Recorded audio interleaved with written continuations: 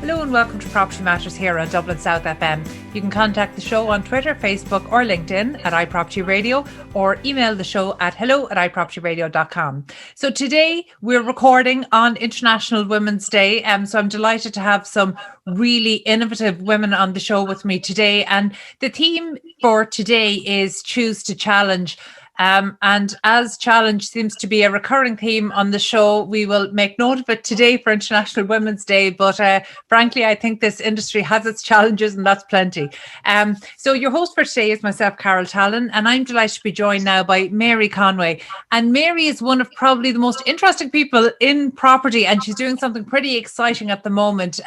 So Janus Property. Mary, tell us, you're very welcome. Tell us about Janus Property.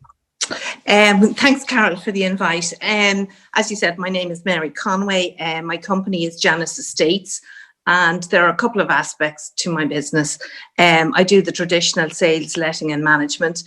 What I really want to talk about is what's called senior move management and age in place or live in place. And this is working with older people to decide where they want to live in their golden years.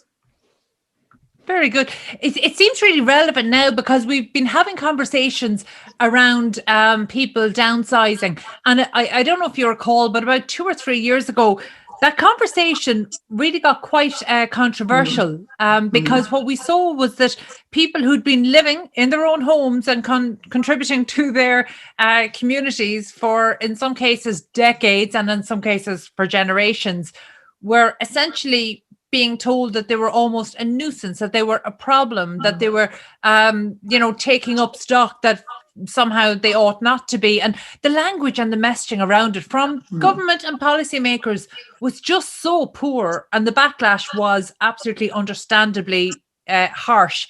But the reality is, there are people who want to downsize, who maybe they find that their living situation now, it's not right for them. And really, this has to be something that people come into with choice. So for those people who are choosing for a change of circumstances, how can you help them? Yes, and I'd like to kind of, that word downsizing comes across as being quite negative and was the word that was used in all that narrative. And that was actually 2016. So the ESRI and particularly Owen Corrigan have done quite a bit of work around that since.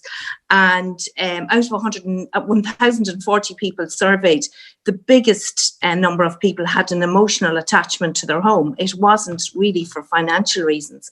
And I would prefer to look at it as right-sizing your home. So there's two ways of doing this. And I suppose everything has changed with COVID as well, because Irish people are very much traditionally, they like their back door, their front door, their garden. So unlike other countries, apartment living for older people isn't really something that they're comfortable with. So initially I was working really around the downsizing as such. I'm also now looking at what's called living in place. And I'm the first certified living in place professional trained from the Living in Place Institute in Colorado. And the motto is that all homes are safe, healthy and comfortable. So I'm coming to this with two hats, I suppose. My background is a nurse. I was a nurse for very many years. And I was always interested in the environment that my patients went home to. And whether it was a safe environment, if it was somebody who'd had, for example, a lung resection, did they have to climb stairs, or was there a lift, or what their bathroom facilities were like. And then I've been involved in property for 25 years. And a lot of what's going on at the moment is around, first-time buyers and getting on the ladder, and, older people living in big houses should move out to let them in. But, it's not that simple. Somebody bought the house maybe as a newlywed 30, 40, 50 years ago, and there's 30, 40, 50 years of possessions. And where do you even start? So where I come in and I have the chat about what they want. And it could be that they want to stay in their own home, but, the bathroom is upstairs, or the bathroom is old, or there isn't an accessible shower. And these are the discussions that should be taken. before a traumatic event happens.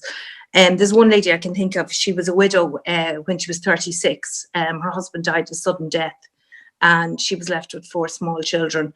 And she moved around quite a bit. And in her 70s, she moved from a 3-story house. She just turned 70. She was 88 at the weekend, and she's living in a dormer bungalow in a new community.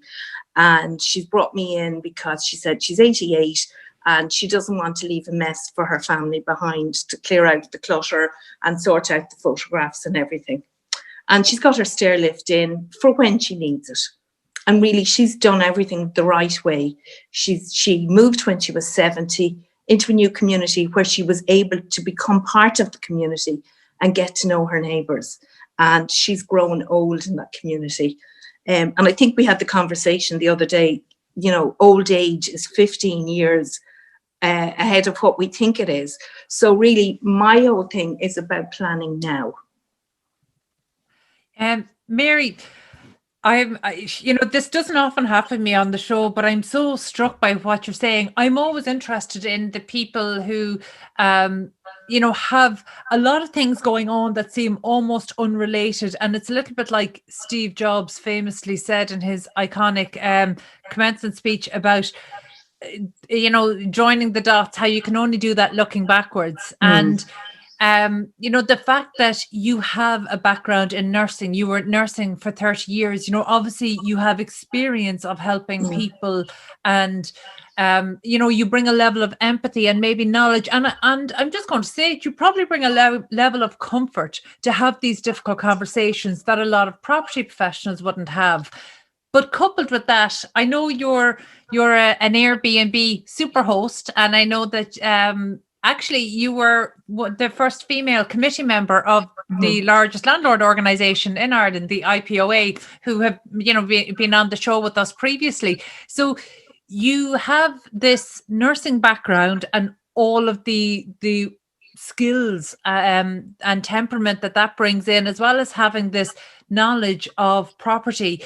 So look, I think it's fair to say you're probably very uniquely qualified. I certainly haven't come across anybody in the industry in Ireland doing what you're doing.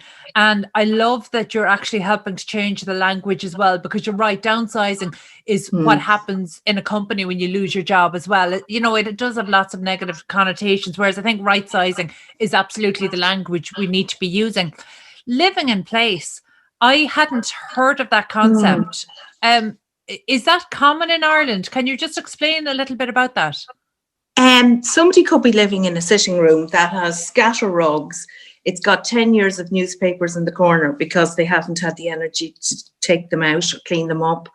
The bathroom is inaccessible. In Ireland, our doors, I think, are 33 inches in old measurement, whereas a wheelchair is 36.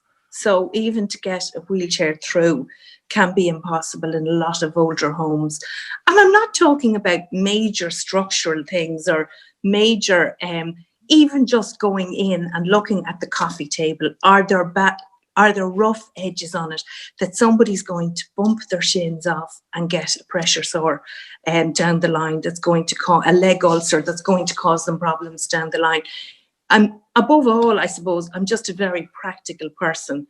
I just get stuck in, roll up my sleeves and see what needs to be done. And there's one lady I'm working with at the moment. She lost her husband 2 years ago, and then her son died quite suddenly. And she's just sold a very large home and she wants to downsize within her area. And the biggest challenge is getting a home for her that suits her needs. She wants a 2-bed townhouse in Dublin 4. So what I've said to her, well, look, maybe we'd look at buying an older apartment and just going in, stripping it all out and get everything future-proofed for the rest of your life. And she's delighted with this idea that, that she'll be going into something new that she has her stamp on. But how close will she be to her previous home? Because we know that ideally you want to stay within like 500 meters of your home in order to sustain your local, whether it's a church or community group, or local butchers, your favorite restaurant, all of these community services, as well as friends, families, neighbors, but you're staying within your established community. In that particular case, is she staying close to her former home? Yeah, we have yet to find something for her. We missed out on something that would have been perfect, and was on the market for ages, but sold quite quickly. But we're going to look for something within the community, because she still wants to worship at the same church and go to the same doctor and the same pharmacy. And these are the big worries for a lot of people that are moving. Can I still go and meet my friends? Can I still, is there a bus nearby? And we haven't really, as a society, catered for this. There's some housing bodies doing amazing work, like Clon, which is the older section of Clwyd, and Tuha, and some of the older, of the other housing bodies. But, developers don't see it as a priority because... Okay, but I just because we deal with developers, so I'm privy to conversations, and actually we're hearing this more and more about the need for not just mixed tenure housing, but whole of life housing. So something that would be, intergenerational. And in fact, there's definitely a growing awareness of the community case for this, because actually people don't want to live in all of the same age and profile group. So in the same way that we know mixed tenure is the ideal, we also know that intergenerational living is probably the key to success in urban quarters. And it's new enough in its consideration to Ireland, and yet without a label, that's exactly what one of the keys to the successful neighborhoods that we know in and around Dublin. Those most popular neighborhoods would be ones that have naturally, organically intergenerational living. So I do think the conversation is shifting.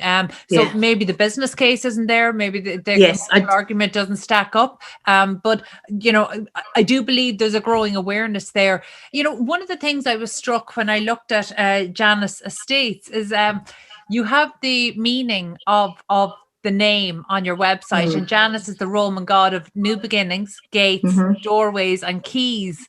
And Janus frequently symbolized change and transitions, and progress from past to future. And I thought that was so perfect. It's unusual you come across a business that is so perfectly named. But look, I was really struck by the questions on your website aren't the usual questions that you would see on an estate agent's websites. So, for example, I was really surprised at how you tackle, going into a home, because you rightly pointed out, it's not necessarily financial reasons keeping people where they are. It's emotional, and it's not just emotional for the building, but for everything within the building, because there's a whole life's contents within the building. How do you even start to sit down and help somebody work through that?